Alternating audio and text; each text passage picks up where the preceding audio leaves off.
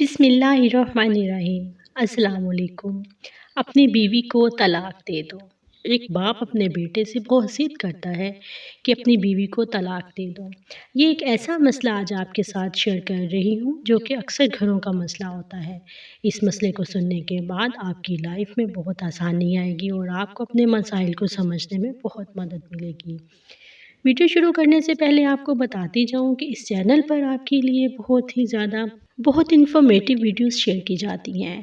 یہ ایسی انفارمیشنز ہوتی ہیں جن کے ساتھ آپ کی زندگی بہت آسان ہو جاتی ہے اور آپ کو بہت سے مسائل کا حل بھی مل جاتا ہے۔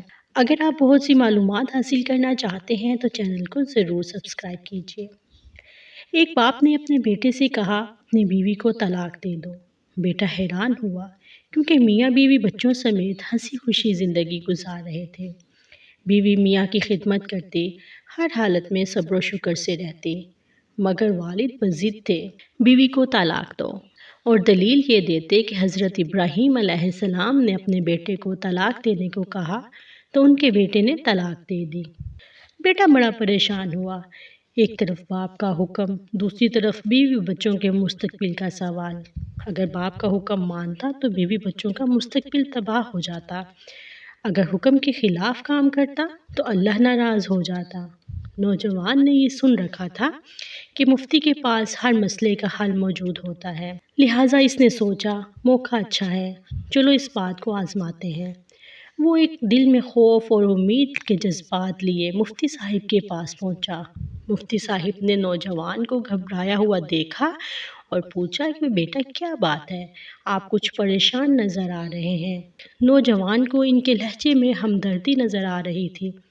نوجوان نے سارا معاملہ مفتی صاحب کو بتا دیا۔ سارا مسئلہ سن کر مفتی صاحب بولے، کیا آپ کچھ اور کہنا چاہیں گے؟ نوجوان بولا، ہاں، ایک اہم بات یاد آئی، میری بیوی میرے باپ کے لیے حقہ نہیں تیار کرتی، اب آپ بتائیے میرے لیے کیا حکم ہے؟ مفتی صاحب بولے، اگر مسئلہ ایسے ہی ہے جیسے آپ نے بیان کیا ہے، اگر آپ کے والد صاحب ابراہیم علیہ السلام کی طرح اور آپ اسماعیل علیہ السلام کی طرح ہیں تو آپ طلاق دے دیں ورنہ نہ دیں۔ لہٰذا اس بات سے ہمیں یہ سبق حاصل ہوتا ہے کہ کیا باپ بھی حضرت ابراہیم علیہ السلام کی طرح اتنا پرہیزگار اور اللہ کے قریب ہے؟ اگر وہ اللہ کے قریب ہوتا یا پرہیزگار ہوتا تو وہ اس طرح کی ڈیمانڈ ہی نہ کرتا۔